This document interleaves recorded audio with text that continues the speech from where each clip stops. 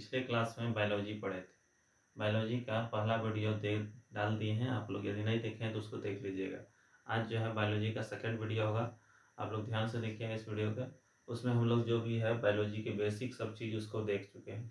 आज second video में जो है हम लोग पढ़ेंगे पहला चैप्टर क्लास 10th का, जो कि है जैव प्रक्रम। बायोलॉजी का पहला चैप्टर जो है यानी क्लास 10th का जो है कि हम लोग क्लास 10th के लिए पढ़ रहे हैं। क्लास 10th का याद रखना है, क्योंकि बायोलॉजी जो है पहला जो टॉपिक है जैव प्रक्रम। कौन सा है? जैव प्रक्रम, याद रखना है। पहला चैप्टर कौन सा है? जैव प्रक्रम यानी लाइफ प्रोसेस। ठीक है, लाइफ प्रोसेस यानी जैव प्रक्रम, उसके बारे में पढ़ेंगे। उससे पहले थोड़ा जो है यहाँ पर सजीव के लक्षण से देख लेते हैं। सजीव के क्या क्या लक्षण है उसके जान लेते हैं। सजीव का लक्षण, सजीव का क्या क्या लक्षण है, सजीव जो भी है उसके बारे में जो है सजीव जानते हैं। जैसे कि मनुष्य भी क्या है? सजीव है, जिसमें जीवन पाया जाता है वो क्या होता है? सजीव होता है। सजीव का लक्षण जो है पहला तो क्या करेगा? गति करेगा। पहला क्या करेगा? गति करेगा। पेड़ पौधा भी सजीव है लेकिन वो गति नहीं करता है, लेकिन वो भी सजीव में आता है। गति करेगा, याद रखना है। वो क्या होता है? श्वसन करता है, वो श्वसन करेगा। ठीक है, या फिर वो उत्सर्जन करता है, या क्या करता है? उत्सर्जन करता है, या फिर वो यानी परिवहन का काम करता है, या फिर पाचन का, यहाँ पर परिवहन का भी कार्य करता है, उसमें परिवहन होता है। या फिर उसमें क्या होता है?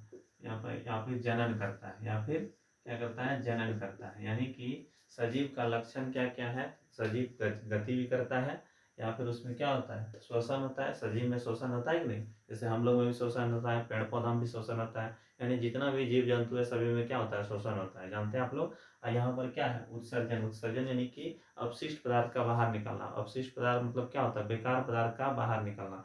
देखते होंगे हम लोग के शरीर से पसीना निकलता है, बाहर निकलता है कि नहीं? यहाँ पर जो अपशिष्ट पदार्थ का क्या निकलना? बाहर निकलना। और उसी तरह से परिवहन। परिवहन यानी कि ब्लड में जो है हम लोग का परिवहन का कार्य होता है। जो भी अपशिष्ट पदार्थ यानी परिवहन यानी कि ब्लड जो है एक जगह से दूसरे जगह तक जाता है, कोई परिवहन का कार्य होता है यहाँ पर जो है। इसके बाद सॉरी यहाँ पर लिखना है जनन। यहाँ पर क्या लिखना है? जनन। यहाँ पर जनन यानी कि जनन का कार्य भी होता है शरीर में। यहाँ पर जनन के द्वारा ही जो हम लोग या जो भी जीव जंतु है संतान में क्या करता है? वृद्धि करता है, उसका जनसंख्या में वृद्धि होता है। किसके द्वारा? जनन के द्वारा। यहाँ पर जो है सजीव का लक्षण हो गया। ये सब सजीव में ये सब गुण पाया जाता है। अब जो हम लोग पढ़ेंगे यहाँ पर जो पढ़ेंगे जैव प्रक्रम। जैव प्रक्रम पूछेगा किसे कहते हैं? जैव प्रक्रम, उसको समझिए। जैव प्रक्रम मतलब क्या होता है? Life process. तो इसको परिभाषा जो है आता है लिखने के लिए, तो क्या लिखेगा? वे सारी क्रियाएं जिनके द्वारा जीवों का अनुरक्षण होता है, जैव प्रक्रम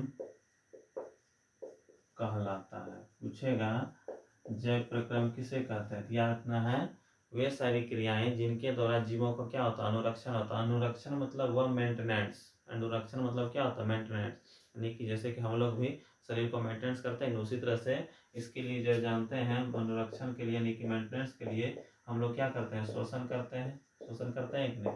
शोषण किया जाता है मनुष्य में। शोषण की क्रिया के द्वारा मेंटेनेंस होता है, या फिर उत्सर्जन की क्रिया द्वारा यानी कि शरीर से जो अपशिष्ट पदार्थ बाहर निकलता है, या परिवहन की क्रिया द्वारा भी। यहाँ पर किसके द्वारा? परिवहन की क्रिया द्वारा क्या होता है? उत्सर्जन होता है। यहाँ पर क्या कहते हैं? मेंटेनेंस होता है। यहाँ पर जो है ये सब जो है जरूरी है। यानी कौन सा? किसके लिए? जैव प्रक्रम। यानी जैव प्रक्रम यानी वे सारी क्रियाएं जिनके द्वारा जीवों का क्या होता है? अनुरक्षण होता है। अनुरक्षण मतलब क्या होता है? मेंटेनेंस होता है। ठीक है, इसके बारे में आप लोग जान चुके होंगे। अब जो है इसके आगे जो हम लोग पढ़ेंगे पोषण। अगला क्या पढ़ेंगे? पोषण। पहला चैप्टर है पोषण, तो इसको ध्यान दीजिएगा। इसमें जैव प्रक्रम है पहला चैप्टर, लेकिन उसमें अब कौन सा टॉपिक पढ़ना है? पोषण। पोषण मीन्स होता है भोजन। पोषण मीन्स क्या होता है?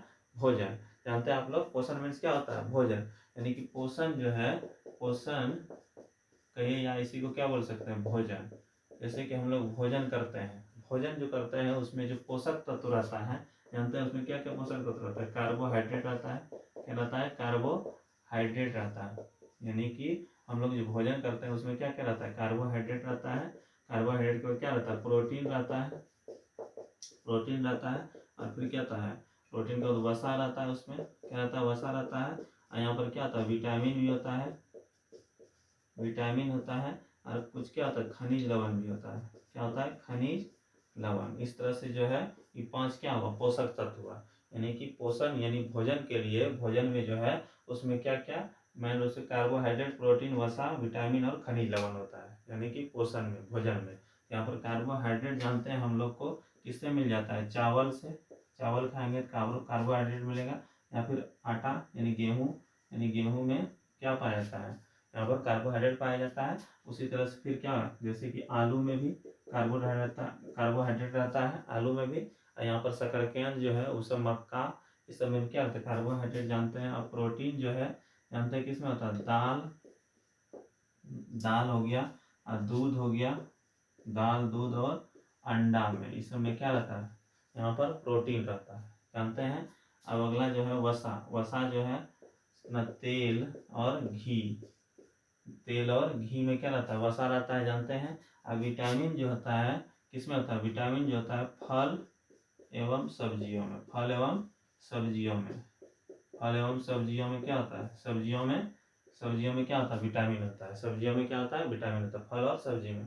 और खनिज लवण जो है जल में, एक तरह से खनिज लवण मिला हुआ रहता है जल में। हम क्या बोल सकते हैं, जल में क्या रहता है, खनिज लवण रहता है। इस तरह से जो है हम लोग देख सकते हैं। इस तरह से जो है आपका पोषण हुआ। आप पोषण में इस तरह से मेन रूप से हम लोग जो है भोजन में जो है 3 ही चीज लेते हैं। क्या क्या, कार्बोहाइड्रेट, प्रोटीन और वसा। विटामिन यहाँ पर जो है फल और सब्जी से मिल जाता है, ठीक है। यहाँ पर खनिज लवण, इस तरह से देख सकते हैं।